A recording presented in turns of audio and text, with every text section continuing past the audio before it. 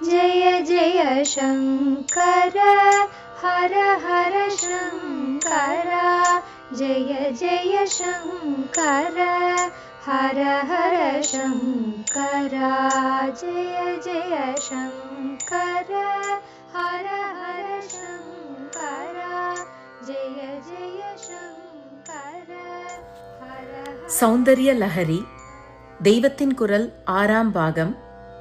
பெயர் வந்த காரணம் இரு லஹரிகளுக்குமே. சௌந்தர்ய லஹரி என்று ஏன் பெயர்? சௌந்தர்யம் என்றால் அழகு, சுந்தரமாக இருப்பது சௌந்தர்யம். லஹரி என்றால் பிரவாகம், லஹரி என்றால் அலை, பெரிய அலை என்றும் சொல்வதுண்டு. அடுக்கடுக்காக அலைவீசி பொங்கி வரும் பிரவாகம் என்பதுதான் இங்கே பொருத்தம். சௌந்தர்ய லஹரி என்றால் அழகு பெருக்கு. அழகே ஒரு பிரவாகமாக வெள்ளமடித்துக் கொண்டு வருகிறது என்று அர்த்தம். லோகத்தில் இருக்கிற இத்தனை அழகுகளும் எங்கே பிறந்ததோ அந்த பரமாத்ம சக்தியை மாதா ரூபத்தில் தலையிலிருந்து கால்வரை அழகு ஸ்வரூபமாக அங்க அங்கமாக வர்ணிக்கிற ஸ்துதியானதால் சௌந்தர்ய லஹரி என்று பெயர். சாதாரணமாக 100 செய்யுள் கொண்ட துதியானால் அதற்கு சதகம் என்று பெயர் வைப்பார்கள். மயூர சதகம் என்று சூரியனை பற்றி இப்படி ஒன்று இருக்கிறது. மூக்க பஞ்சசதியில் கூட 100 100ஆக உள்ள 5 பாகங்களுக்கும் சதகம் சதகம் என்றே பெயர் இருப்பதாக சொன்னேன் அல்லவா? பஞ்ச சதகம் கொண்ட முழு நூலுக்கு பஞ்சசதி என்று பெயர் இருக்கிறது. இப்படியே த்வி சதம், அதாவது 2 சதம் ஸ்லோகமுள்ள துர்வாசருடைய நூலுக்கு த்விஷதி என்று பெயர் சொன்னேன். தமிழிலும் தொண்டை மண்டல சதகம், குமரேச சதகம் என்றெல்லாம் உள்ளன. ஆனால் ஆச்சாரியால் 100 100 ஸ்லோகம் கொண்டதாக ஈஸ்வரனை குறித்து ஒன்றும் அம்பாளை குறித்து ஒன்றுமாக 2 ஸ்தோத்திரங்கள் செய்துள்ள போதிலும் இதில் ஒன்றுக்கும் சதகம் என்று பெயர் வைக்கவில்லை. 2க்கும் 2 லஹரி பெயர்களையே வைத்திருக்கிறார். அவர்தான் வைத்தாரோ மற்றவர்கள் வைத்தார்களோ, தானாக அமைந்ததோ, அவர் பண்ணின 2 சதகங்களும் லஹரி லஹரி என்றே வழங்குகின்றன. இவற்றில் ஈஸ்வரனை பற்றியது சிவானந்த லஹரி, அம்பாளை குறித்ததுதான் சௌந்தர்ய லஹரி. கரை புரண்ட வெள்ளமாக ஆச்சாரியாளிடமிருந்து இந்த 2ம் பக்தி அனுபவத்தின் உச்சியிலிருந்து பெருகி வந்திருக்கின்றன. இவற்றை அவர் யோசித்து யோசித்து கவனம் பண்ணவில்லை. அப்படியே அனுபவ நிலையிலிருந்து ஒரு ஊற்றிலிருந்து ஜலம் பொங்குகிற மாதிரி அலை அலையாக கொட்டியிருக்கிறார். அதனால் லஹரி என்பதுதான் பொருத்தம். வெள்ளமான லஹரியாக இருப்பதால் நாமும் அதிலே மிதக்கிறோம். சதகம் என்று பெயர் வைத்து விட்டால் 100வது ஸ்லோகத்தோடு கரை கட்டியாச்சு என்று அர்த்தம். லஹரியிலேயோ நாம் கரையேறாமல் ஜலப்பெருக்கோடேயே இஷ்டப்பட்டவரை மிதந்து கொண்டு நீந்திக் கொண்டு படகு விட்டு கொண்டு போகலாம். அதாவது ஆச்சாரியால் முடித்திருக்கிற 100வது ஸ்லோகத்தோடு நாம் டக்கென்று நிறுத்திவிடாமல் அதுவரை பாராயணம் பண்ணியதில் நமக்கு உண்டான அனுபவத்தினால் இன்னும் மேலே மேலே அம்பாளுடைய அழகு வெள்ளத்தையும் ஈஸ்வரனுடைய லீலை பிரவாகத்தையும் பாவித்து பாவித்து பார்த்து கொண்டே போகலாம். இப்படி பக்த மனசின் பாவனையை 100 என்று ஒரு கோடு கட்டி நிறுத்திவிடாமல் இந்த ஸ்தோத்திர அனுபவத்திலே அவாளவாள் மனசுக்கு தோணுகிறபடி இன்னும் அந்த தெய்வீக அப்பா அம்மாவை சுற்றி சுற்றி எப்படி நினைப்பை பிரவாகமாக விடலாமோ அப்படி பண்ணிக்கொண்டு போங்கோ என்று சொல்லாமல் சொல்வதாகவே லஹரி என்ற பெயர் வைக்கப்பட்டிருக்கிறது என்கலாம். ஆச்சாரியால் எத்தனைக்கெத்தனை பெரியவரோ மகா சக்திமானோ அத்தனைக்கத்தனை அடக்கமானவர், வினயஸ்வரூபமானவர். அதனால் தனக்கு பெரிய அனுபூதி நிலை வந்து அது இப்படி கவிதை பிரவாகமாக லஹரியாக பெருகிற்று என்று அவர் சொல்லிக் கொள்ளவில்லை.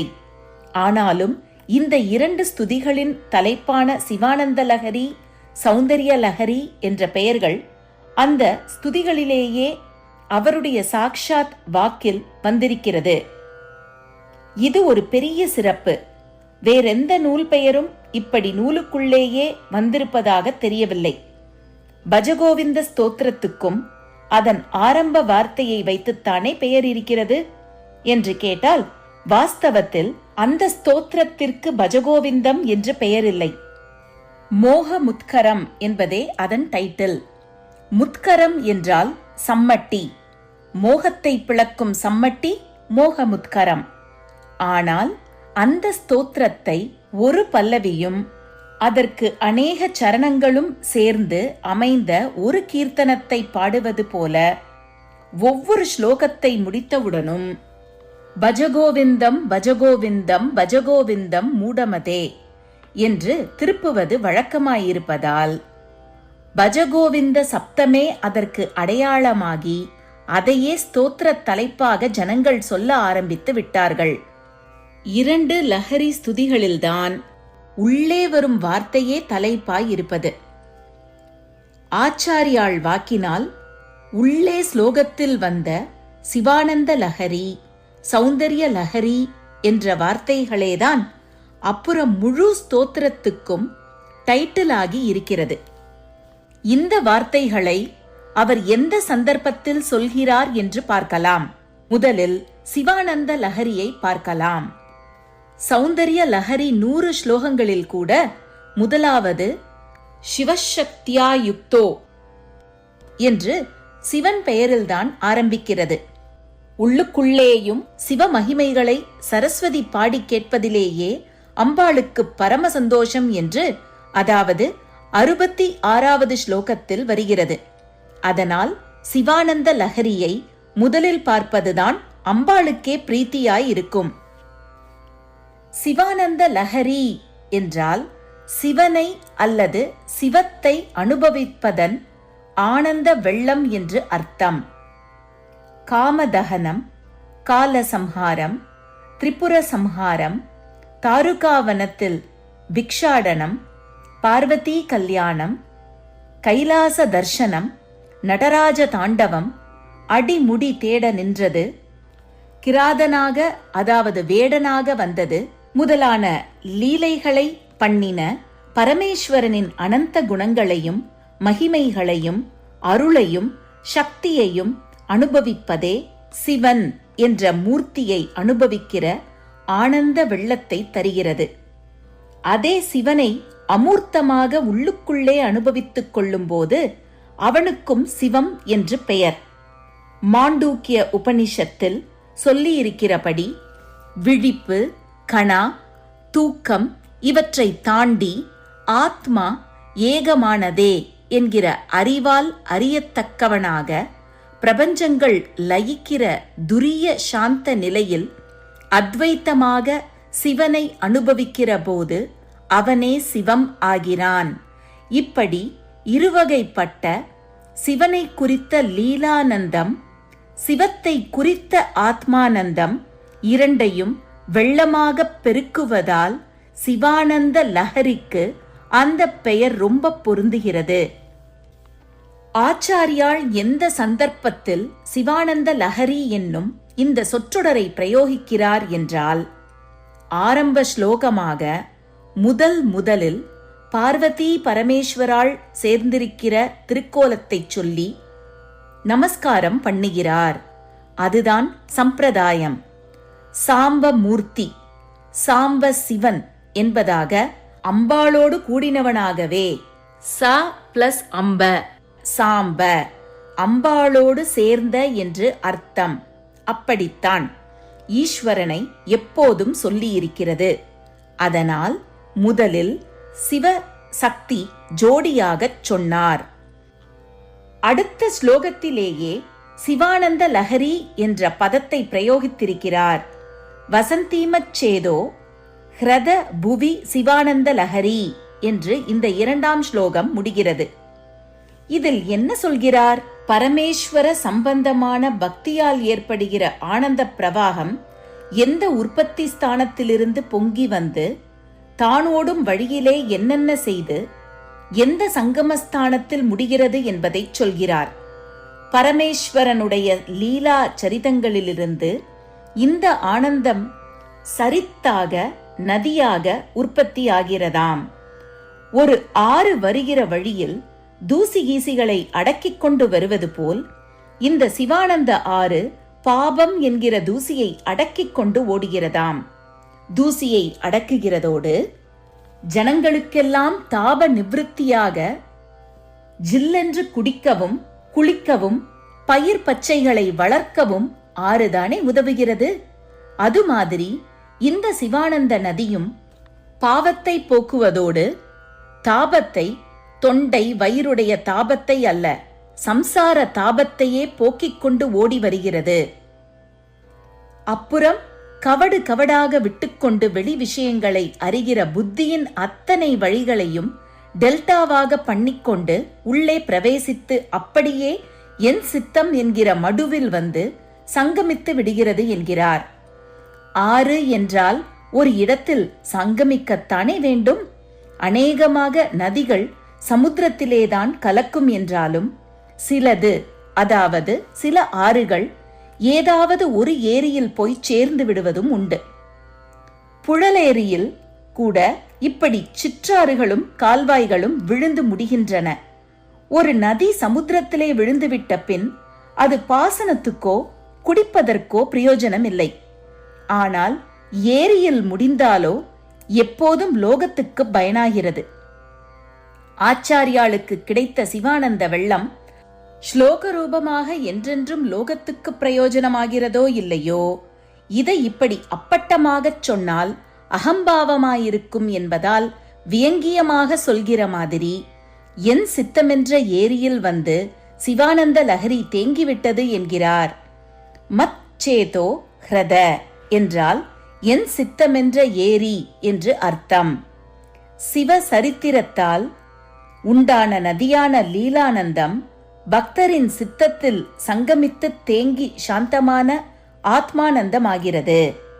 சௌந்தர்ய லஹரி என்ற பிரேசை, அதாவது சொற்றொடரை அம்பாளுடைய கேசாதி பாத வர்ணனையில் 3வது ஸ்லோகத்தில், அதாவது முதலிலிருந்து 44வது ஸ்லோகத்தில் பிரயோகித்திருக்கிறார்.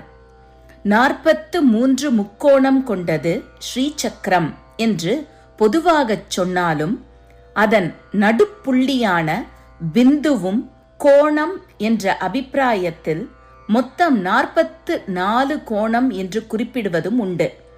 சௌந்தர்ய லஹரியிலேயே சதுஷத்வாரிம்ஷத் வசூதள கலாஸ்ர என்பதாக 44 கோணமாகத்தான் 11வது ஸ்லோகத்தில் சொல்லி இருக்கிறது. ஸ்ரீசக்கரம் என்பது அம்பாளின் வாசஸ்தானம் மட்டுமில்லை, அவளுடைய ஸ்வரூபமே, யந்திர ஸ்வரூபம். இந்த யந்திர மந்திர தந்திர சமாச்சாரங்களை 41ஆம் ஸ்லோகத்தோடு முடித்துவிட்டு எல்லாரும் கஷ்டமில்லாமல் ரசித்து அனுபவிப்பதற்காக ஆச்சாரியாள் தேவியின் ரூப வர்ணனத்தை பண்ணினாலும் சாஸ்திரத்தில் தமக்குள்ள பற்றுதலையும் பக்தியையும் சொல்லாமல் சொல்கிற மாதிரி அவளுடைய யந்திர ரூபத்தை குறிக்கிற 44 என்ற எண்ணுடைய ஸ்லோகத்திலேயே அவயவ ரூப சௌந்தர்ய வெள்ளத்தை குறிப்பிட்டு சௌந்தர்ய லஹரி என்கிறார் போல தோன்றுகிறது. சிவ சம்பந்தமான இன்பப் பிரவாகம் என்ற அர்த்தத்தை கொடுக்கிற சிவானந்த லஹரி என்ற பெயரை தாம் எழுதிய ஒரு சதகத்தில் சொன்னார். சிவ என்ற பெயரை அங்கே வெளிப்படச் சொல்லி இருக்கிறது. ஆனால் இந்த சதகத்திலோ அம்பாள் சம்பந்தமான அம்பாளுடைய என்றெல்லாம் அடைமொழி போடாமல் வெறுமே அழகு பிரவாகம் என்ற அர்த்தத்தை தருவதான சௌந்தர்ய லஹரி என்ற பெயரை கொடுத்திருக்கிறார். அம்பாஷ்டகம், அம்பா பஞ்சரத்னம், தேவி புஜங்கம், தேவி சதுஷஷ்டி, உபசார பூஜா ஸ்தோத்திரம் என்று தம்முடைய மற்ற ஸ்தோத்திரங்களுக்கு டைட்டில் கொடுத்தது போல இங்கே அம்பா சௌந்தர்ய லஹரி என்றோ தேவி சௌந்தரிய லஹரி என்றோ கொடுக்கவில்லை. ஏனென்றால் சௌந்தரியம் என்றாலே அம்பாள் தானே. பானகம் என்று சொன்னால் போதாதா, வெல்லப்பானகம் என்று சொல்ல வேண்டுமா? இத்தனை தித்திக்கிற பானகம் வெல்லம் போட்டதுதான் என்றுதானே தெரிந்து கொள்கிறார்கள். எலுமிச்சம்பழம், ஆரஞ்சு, ஆப்பிள் என்று எதையாவது பிழிந்தால் lime juice, orange juice, apple juice என்று அடைமொழி கொடுத்துச் சொல்லணும். அதற்கெல்லாமும் வெல்லம் அல்லது அதன் இன்னொரு ரூபமான சர்க்கரை சேர்த்துத்தான் ஆகணும். இப்படி மற்ற தேவதைகளின் சௌந்தரியத்தை சொல்ல வேண்டுமானால் அவர்களை பெயர் குறிப்பிட வேண்டியிருக்கும். அப்போதும் கூட அந்த சௌந்தரியத்துக்கு மூலச் சர்க்கரையாயிருப்பது அழகு மூலமான அம்பாள்தான். சாதம் என்று சொன்னால் போதாதா? அரிசிச் சாதம் என்று சொல்ல வேண்டுமா என்ன? கோதுமை சாதம், எள்ளு சாதம், தேங்காய் சாதம் என்றால்தான் அடைமொழி போட்டுச் சொல்ல வேண்டும். லோகத்தில் இருக்கிற அழகுகளையெல்லாம் எது அழகாக பண்ணுகிறதோ, இத்தனை அழகுகளுக்கும் மூலமும் முடிவும் எதுவோ அதுவேயான அம்பாளுடைய சௌந்தரியம்தான் அசல் சௌந்தரியம். அதனால் அம்பாளுடைய சௌந்தரியம் என்று அடைமொழி சேர்த்துச் சொல்ல வேண்டியதில்லை. ஜெய ஜெய சங்கர, ஹரஹர சங்கர, மகா பெரியவா சரணம். जय जय शङ्कर हर हर शङ्कर, जय जय शङ्कर हर हर शङ्कर, जय जय शङ्कर।